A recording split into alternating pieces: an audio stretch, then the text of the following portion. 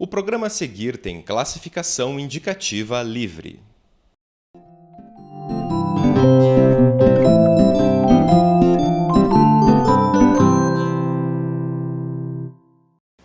Olá, este é o programa Sem Brincadeira, onde falamos sobre crianças e adolescentes, numa parceria da TV, da Universidade Federal do Paraná e do Grupo Dedica, um grupo de defesa dos direitos da criança e do adolescente. Eu sou Lucy Pfeiffer, médica, pediatra, psicanalista, e nós vamos falar hoje da criança pequena que cresce frente a muitas exigências. Hoje os pais, os professores, a sociedade exige muitas vezes um comportamento quase adulto, como se uma criança não tivesse o direito de tentar, errar, tentar de novo e muitas vezes também bloqueando a sua criatividade. Com a gente hoje, o Dr. Pujol, pediatra como eu, né, do Dedica.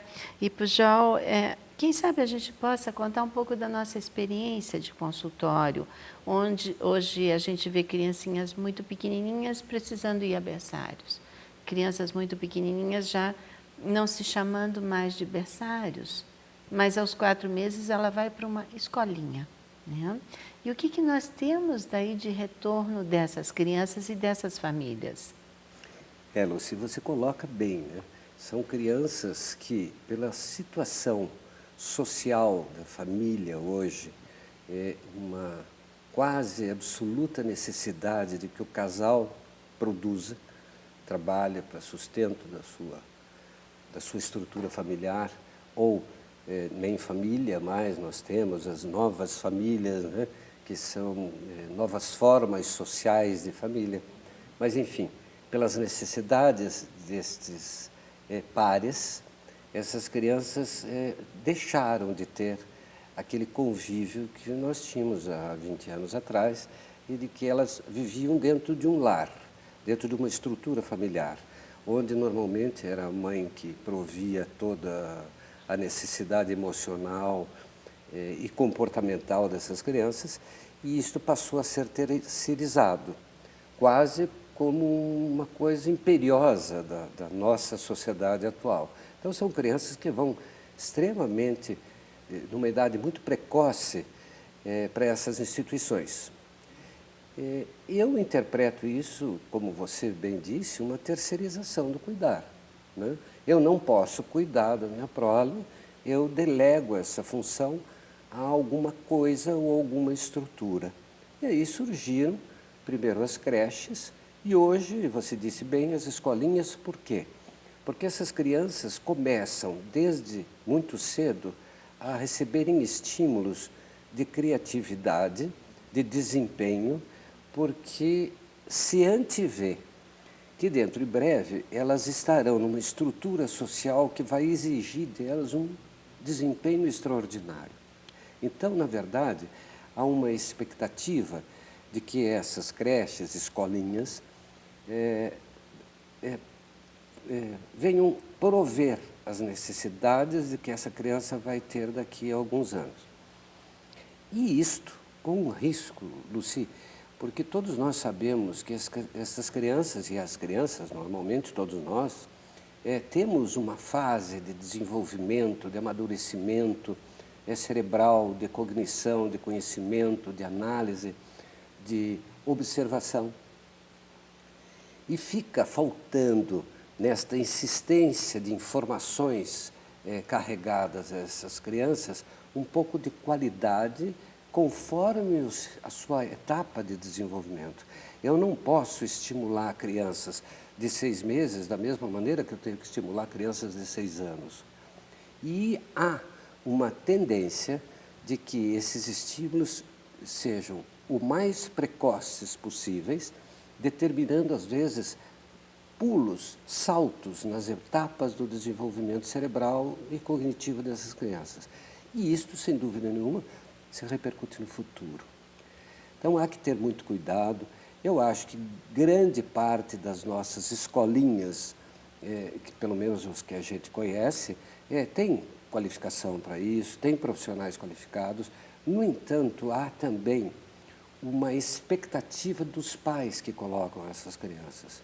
E se eles se apercebem que a escola vai num ritmo um pouco mais lento de informações a essa criança, em comparação a uma outra, eles atiram desta, que vai mais lentamente, achando que não provê todas as necessidades do meu filho e ponho na escola em que insiste de uma maneira mais incisiva no conhecimento dessas crianças. E sem dúvida nenhuma, principalmente você, que tem uma visão mais psicanalítica destas situações, deve ter observado que essas crianças repercutem mais tarde uma falta de criatividade, porque elas são engessadas em conhecimentos. Elas perdem muito daquela espontaneidade da criança na sua criação, que é a do errar para acertar. E não, essas crianças hoje só podem acertar. E qualquer erro é punido com, eu não digo com alguma coisa mais grave, mas com observações que diminuem a sua autoestima, como se dissessem, mas a fulaninha que está em outra escola consegue fazer isso e você não consegue. Perdendo-se nisto, nesta comparação, a oportunidade de mostrar para a criança que ela é capaz, contanto que ela continue na insistência e que tenha liberado a sua criatividade, a sua descoberta, que amplie o seu horizonte de conhecimento e de habilidades de uma maneira coerente com o seu desenvolvimento. Ninguém é igual. Você, quanto eu, sabe disso. Né? Nós temos crianças com a mesma idade que uma desenvolve um pouco mais aceleradamente, com estímulos mais naturais, e outros precisam, de fato, um pouquinho mais.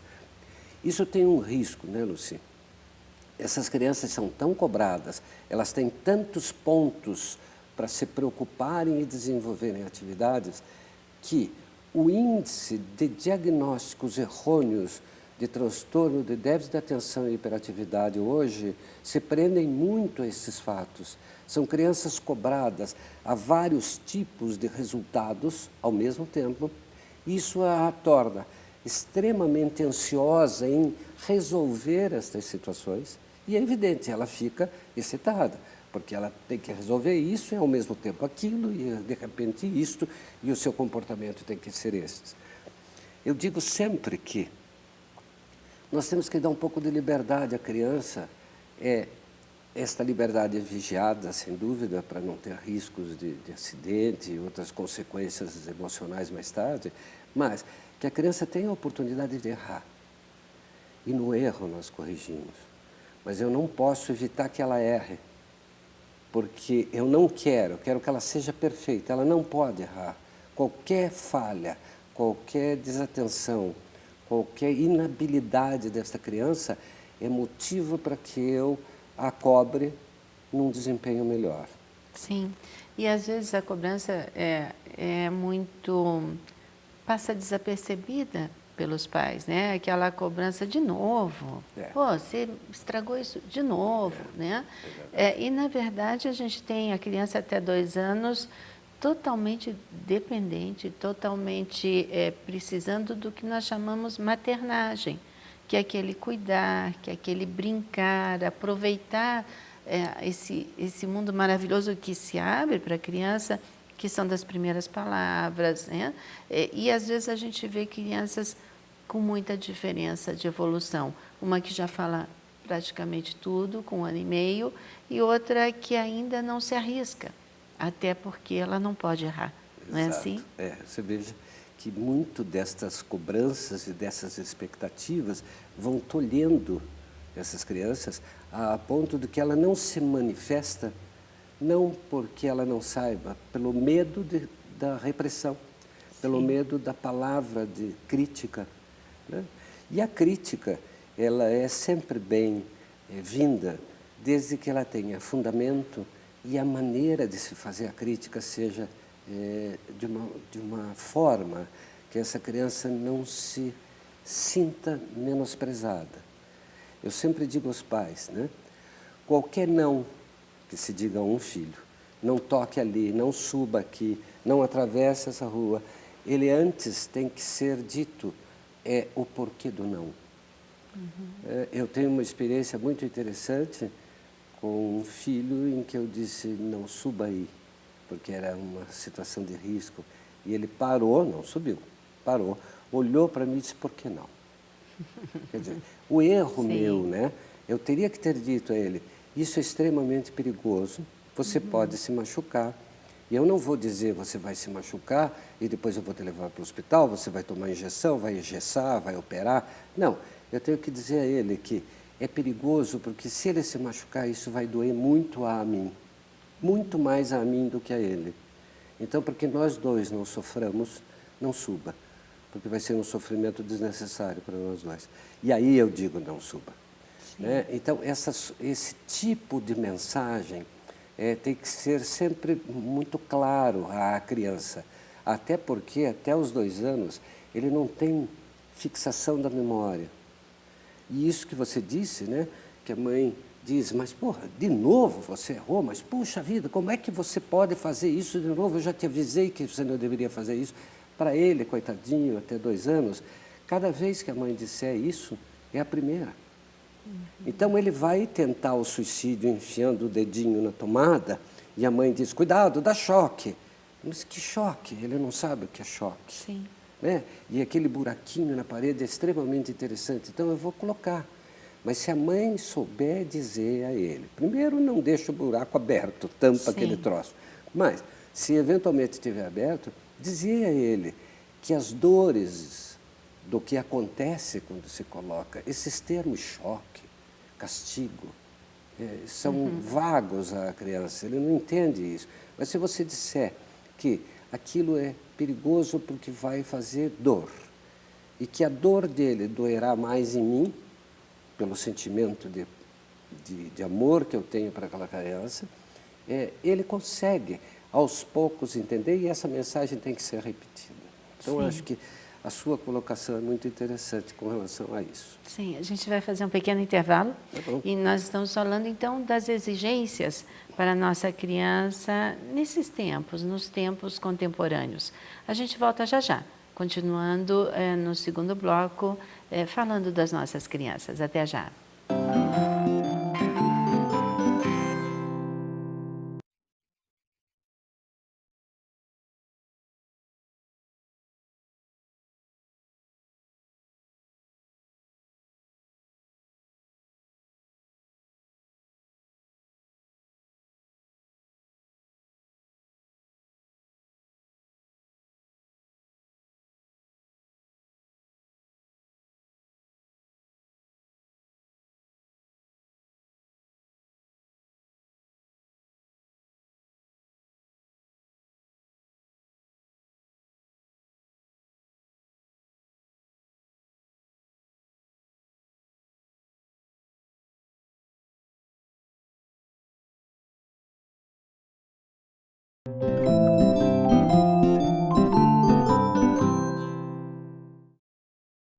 Olá, estamos de volta com o programa Sem Brincadeira e falamos hoje sobre as exigências que fazemos à infância e adolescência para que ela se adapte à vida moderna, à nossa vida de muito trabalho, de pouco tempo, de muito estresse, e de repente nós temos crianças de 4, 5 anos falando, meus pais estão estressados, meus pais estão nervosos, crianças de 6, 7 anos reproduzindo os sintomas dessa ansiedade dos pais. Então, conosco hoje, Dr. Luiz Ernesto Pujol, pediatra, e Pujol de outro lado, né? Nós estávamos falando no começo disso de estimular na medida certa ou tentar chegar na medida certa, mas nós temos também pais que tratam as crianças por muito tempo como bebês, né? E que se adiantam a ela. E, na verdade, quando eu estimulo uma criança, eu tenho que criar nela o desejo de aprender. E hoje nós temos muitas crianças que vão para a escola ou que, frente a um projeto novo, se dizem cansados, não têm interesse. E temos pais, então, que se adiantam. Ela não precisa falar. Ela olha para a água, eu dou água, né? Ela aponta para, sei lá, para a comida, a mãe corre e dá. Especialmente pais que muitas vezes se sentem culpados de estar longe. Se é uma necessidade, eles estão longe, eles não poderiam deixar de ser pais no tempo que estão com as crianças, né? Você também percebe isso? Você coloca uma coisa interessante, né? Os pais que se adiantam. Isso é muito comum quando a criança começa já, a partir de 1 ano de idade, entrar no cardápio familiar. Então, essa criança vai à mesa para compartilhar a mesma comida, a mesma refeição que os pais. É o que a gente na pediatria orienta. Claro que dependendo da idade, do desenvolvimento, mas a grande maioria das crianças, a partir de 1 ano e pouco, elas estão no cardápio familiar, que a gente diz, eles comem a comida dos pais. Aí já começa uma série de situações, a educação do que vai se colocar na mesa, né? É insuportável a criança que não come nenhuma verdura, não come nenhuma fruta, porque ele não gosta. Esse não come e não gosta é erro de quem educou, né? Porque se o alimento está ali, se eu o elogio, se eu o demonstro num aspecto agradável, a criança até por curiosidade vai experimentar. Mas você disser a uma criança de 1, 2 anos, ela não gosta disto, ela nunca mais come, porque foi minha mãe que disse que eu não gosto, foi meu pai que disse que eu não gosto. Então tem isto. Mas, veja, Luci, essas crianças sentam à mesa e a mãe dá de comer. Pega a colherinha, faz aviãozinho, faz trenzinho, faz não sei o quê, e o coitadinho, quando ele abre a boca, ela põe a comida, nem que ele não se aperceba disso. Não se dá mais a oportunidade da criança tocar nas coisas. Eu não digo usar os talheres. Ela vai ter tempo de sobra para aprender o talher para comer peixe, o talher para comer escargot, é diferente, né? Mas no início, come com a mão, ou come com uma colherinha, derruba, se suja, joga na cabeça, né? Todos nós nos encantamos com as fotografias das crianças com o cabelo coberto de macarrão e molhos, é muito engraçadinho, só que se fizerem dentro da casa da pessoa, leva um esporro, porque onde já se viu essas sujeiras? Não, deixe a criança ter essa criatividade aos poucos.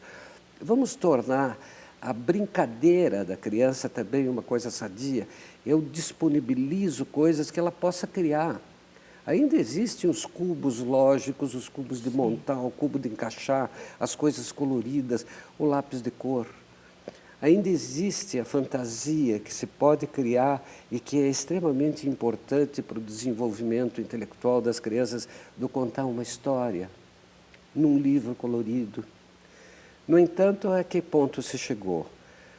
Para os meus filhos ficarem quietos à mesa ou no ambiente social, eu lhes dou um celular, um eletrônico qualquer desses que estão em moda, e eu me vanglorio de que o meu filho de 2 anos é capaz de ligar e desligar um aparelhinho eletrônico, é capaz de interagir com alguns tipos de jogos primários que aquilo traz.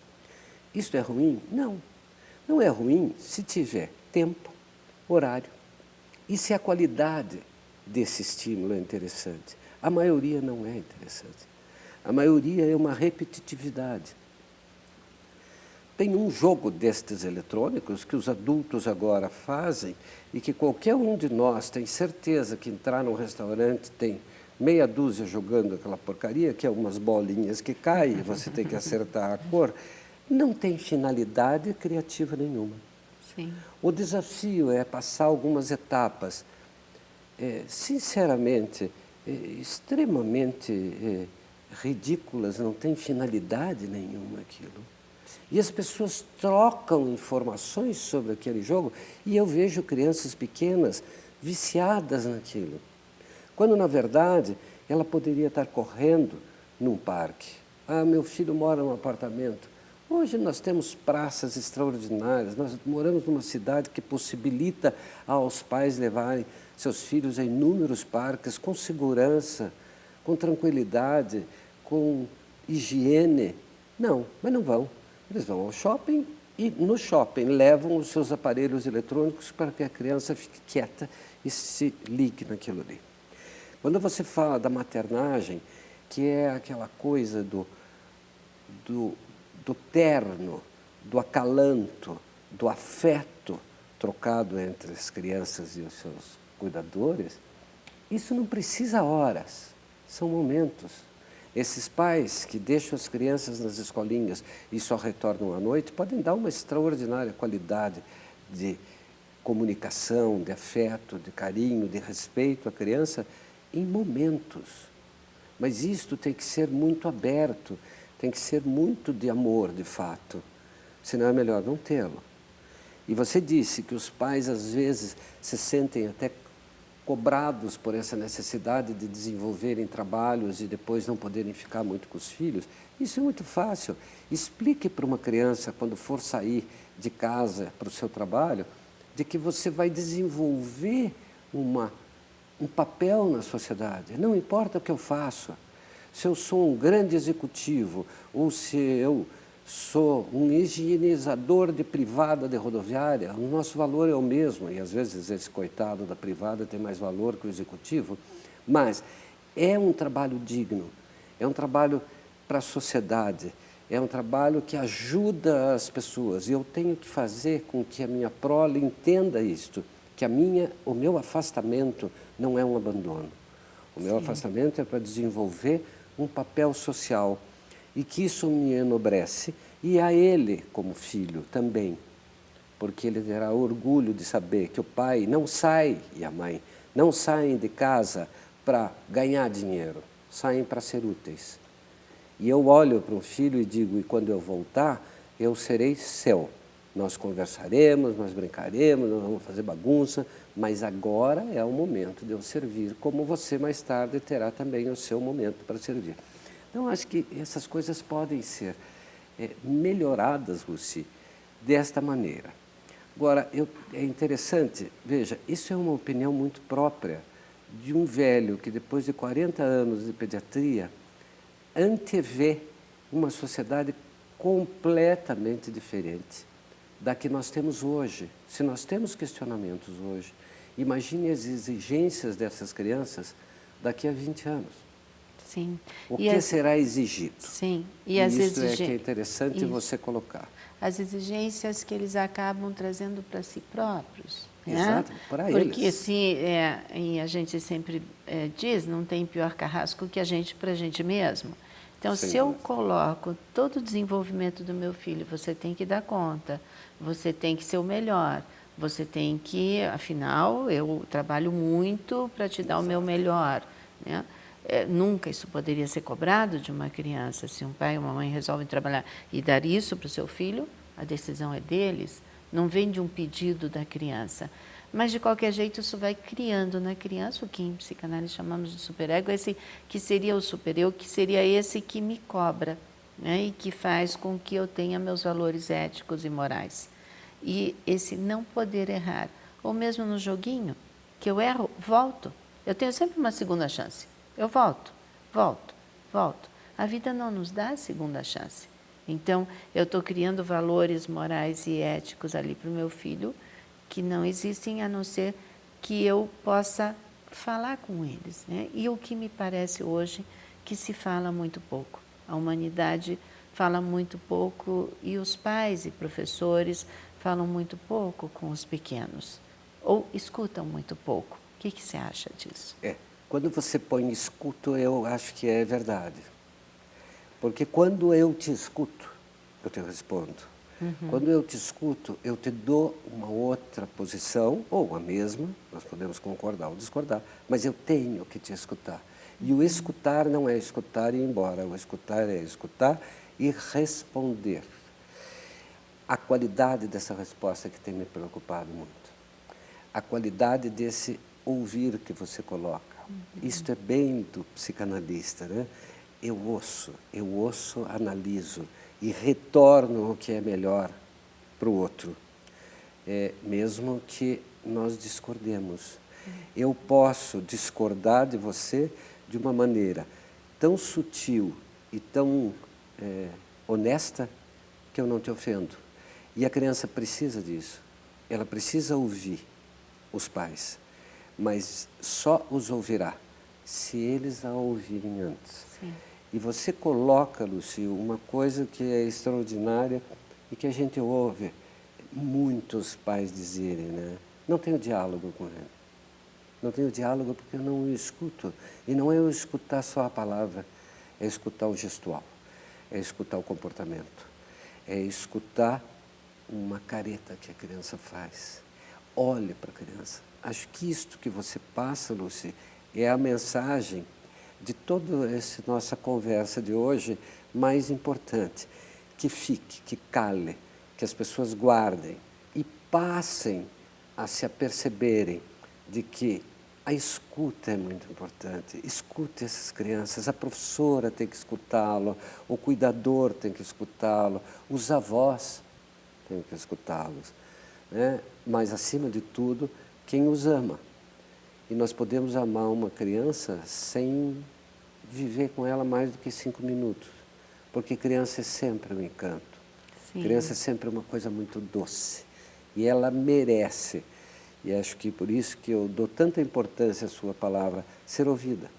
Acho que você está de parabéns, é isso aí. Estamos, todos que defendem as crianças, não, Pujol. Eu quero agradecer em nosso nome, nós estamos terminando o nosso programa, e a gente, então, falamos, os outros programas estão no site da TV da UFPR, e a gente espera vocês na próxima semana com um novo tema do Sem Brincadeira. Pense, se tivermos filhos, se somos professores, eles precisam do nosso olhar, da nossa escuta, eles precisam de um tempo real, não virtual. Eu agradeço a atenção de vocês.